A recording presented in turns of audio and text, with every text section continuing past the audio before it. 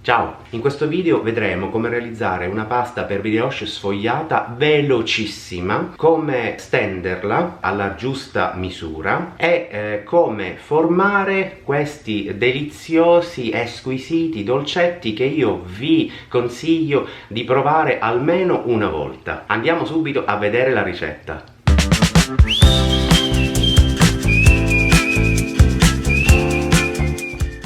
Dunque, io ho utilizzato il bimby per questioni di tempo. Se ce l'avete vi consiglio vivamente di utilizzarlo perché è una gran comodità. Ho rotto 2 uova all'interno del boccale. Se non avete il bimby chiaramente potete utilizzare le mani o potete utilizzare una qualsiasi planetaria o impastatrice, è solo che è un po' più veloce in questo modo. Dopodiché ho aggiunto il lievito secco, il latte, lo zucchero, il sale, la farina.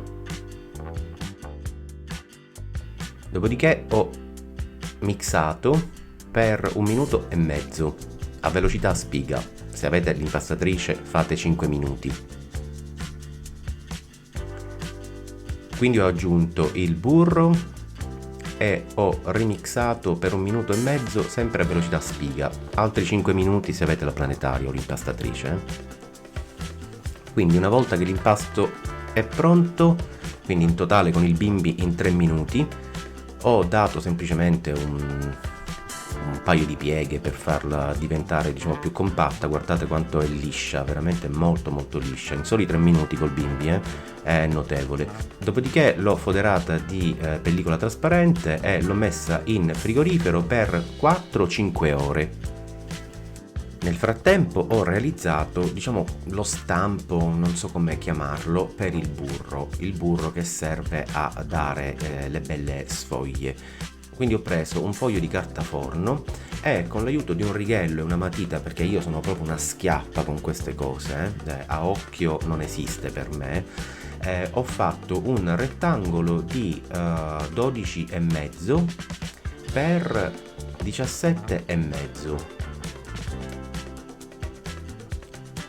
In questo modo. Quindi ho preso i miei 125 grammi di burro, li ho messi più o meno al centro del rettangolo ed ho formato una busta. Praticamente bisogna formare una busta, ma probabilmente molti di voi già lo sanno come fare questa roba. Per me era una cosa quasi nuova, l'avrò fatta 2 o 3 volte in precedenza. Quindi ripiegando i lati, seguendo il tratteggio fatto con la matita, creiamo una busta. Chiaramente se ci sono delle parti troppo lunghe le tagliamo con le forbici.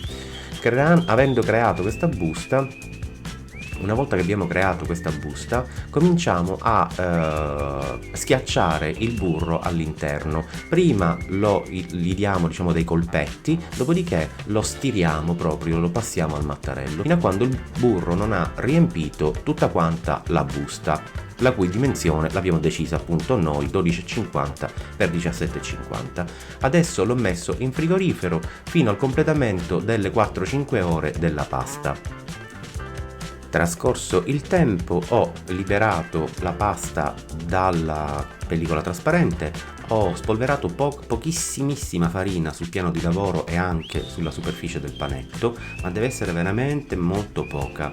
Dopodiché ho cominciato a schiacciare lentamente, leggermente, il panetto con il mattarello, fino a quando non ho raggiunto una dimensione di circa 1 centimetro, dopodiché sono passato al vero e proprio rullaggio.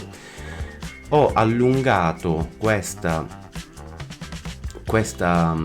pasta, questo panetto, fino alla dimensione di 35 centimetri. Quindi ho messo il burro al centro ed ho chiuso i 2 lati così come vedete nel video. Attenzione perché devono veramente combaciare, li potete anche tirare un po', tanto la pasta è abbastanza resistente. Quindi il burro deve essere nascosto all'interno.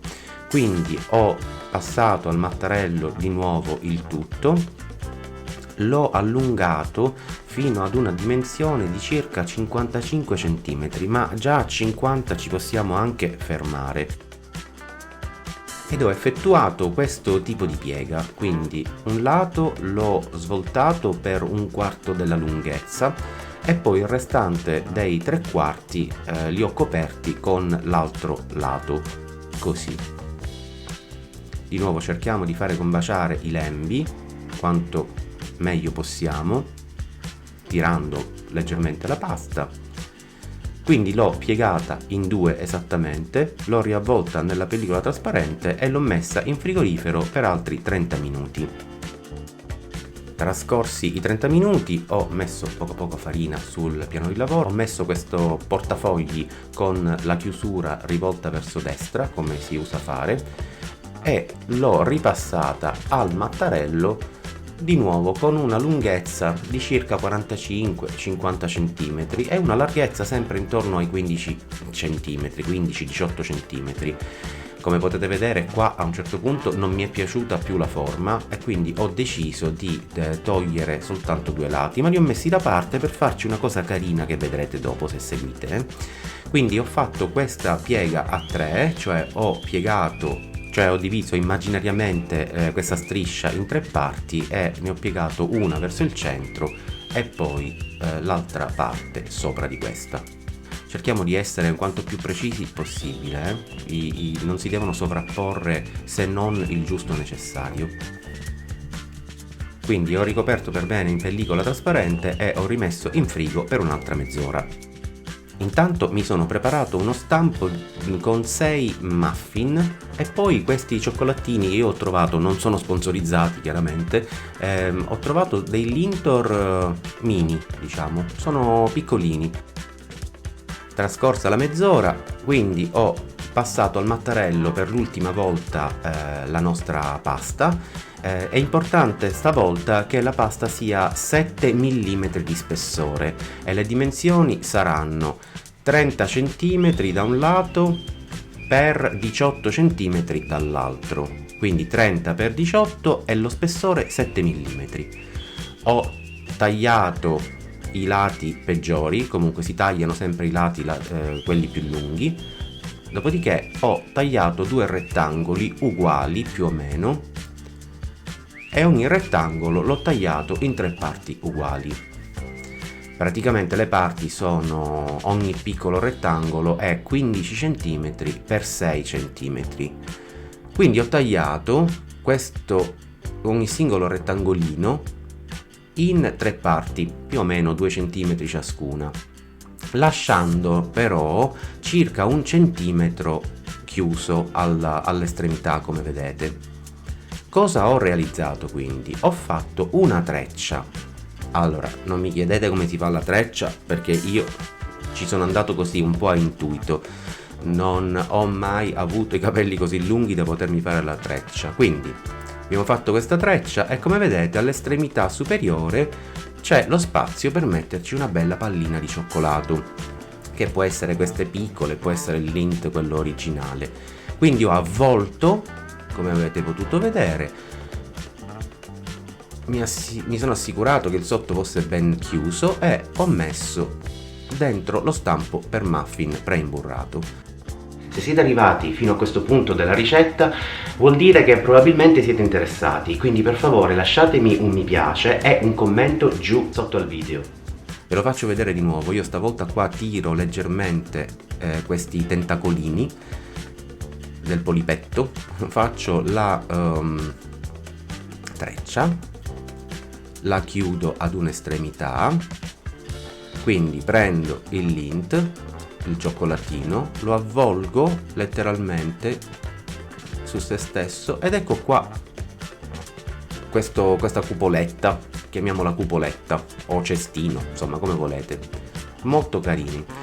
A questo punto ho coperto con pellicola trasparente e ho lasciato in forno spento con la luce accesa, quindi circa 24-25 gradi. Attenzione, non deve superare i 27 gradi altrimenti il burro si scioglie tutto, per circa 2 ore.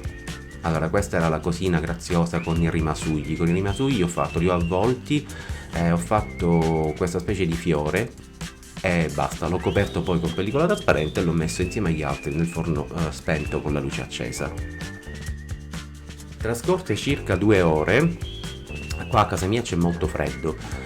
Ho spennellato con dell'uovo sbattuto, dopodiché ho messo dello zucchero di canna, l'ho fatto anche con le rosette di scarto e ho messo in forno, il mio è solo ventilato, a 160 gradi per circa 20 minuti. Se avete il forno statico è ancora meglio, andate per 170 gradi per 20 minuti. Guardate come esplodono. Certo c'è tanto burro che poi dobbiamo eliminare.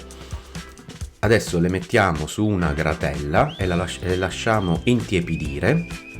Guardate quanto sono belle, sono veramente delle piccole opere d'arte e io ripeto, con i dolci non sono molto bravo. Tagliamone una, guardiamo che cosa succede. Chiaramente ricordiamoci che c'è un lint piccolino, quindi c'è veramente il cuore soltanto. Se volete mettere il lint quello più grosso, fatelo. Guardate quante belle sfoglie ci sono. Io adesso assaggio. Meglio io mangiare tutti in un solo boccone, sono buonissimi. Ci vediamo alla prossima, ciao!